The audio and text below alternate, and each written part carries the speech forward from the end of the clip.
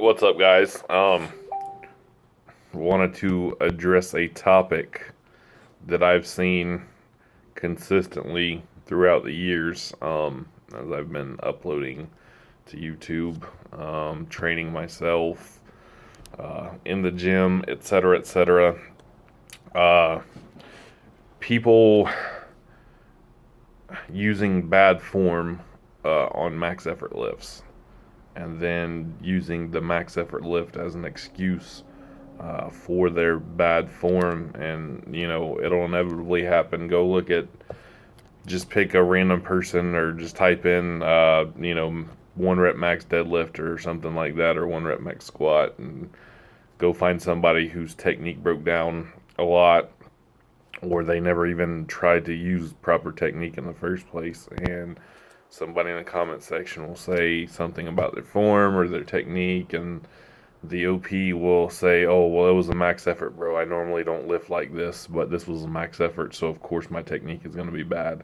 And that is a terrible way to go about your max efforts, your one rep maxes, to think, "Oh, I can throw technique to the wind because this is a one rep max. So who cares about technique? It's just about moving the weight." And I will dive into both sides of this. However, I want to start first for, on the side of, you should always practice good technique. And if your technique is good and proficient, you should be able to move more weight maximally anyway with good proficient technique than with garbage technique. And if you go trash panda technique on your one rep maxes and can move more weight than you can using good solid form and technique, there's something wrong there, and your training is not good.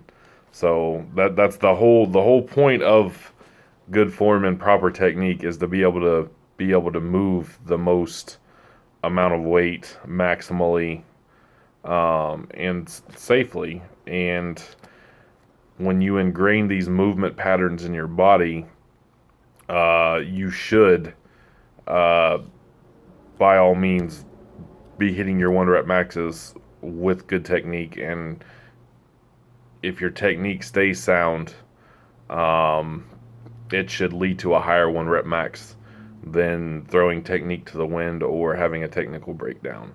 And I'm not going to say that technical breakdowns don't happen, because they do. It's part of it.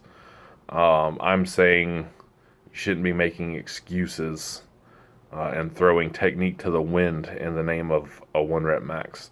Um, and again, this is somewhere I think we can really get a lot from the Russian lifters. Those dudes are like machines. Their one rep maxes generally look like they have two more in the tank, whether they actually do or not. But their form is flawless. Look at Yuri's sumo deadlifts. Look at Milanachev's squats. They are technically picture perfect and very efficient looking, to the point of, you look at it and you're like, "Fuck, that looked like an RPE 7," when it may have actually been a max effort. That's just, that was their max effort, with great technique, and such good technique that it didn't look like a max effort, even though it really was. Um, Leaving you to think there was more there when there may or may not have been. Meanwhile, random, YouTube lifter Bob McBobface is over here yanking a deadlift with a huge rounded lower lumbar, starting with the bar, 3 inches out in front of him, and just pulling, yanking, heaving, hitching with all his might. But it was for a one rep max, bro. It was to move maximal weight. I normally don't train like this. Well, why would you practice your one rep max in a fashion that you don't normally train? So that's a not a good way to go about it. You should be more worried about technical prowess on a one rep max than any other time, because that's when the chances of injury are higher and things like that. Technique should never be thrown to the wind in the name of just simply moving more weight. because you should be able to move more weight with good technique versus not good technique. Now, the other side of this, if you are a skinny little twink and you squat 225 pounds and you see somebody squatting 600 pounds and maybe they have a slight technical error, in their squat, shut the fuck up. Nobody cares about your opinion. Awesome, you squat 225 with picture perfect technique. That is good. Keep progressing. Keep working on getting stronger. But shut the fuck up. You don't squat enough to matter. Shut the fuck up.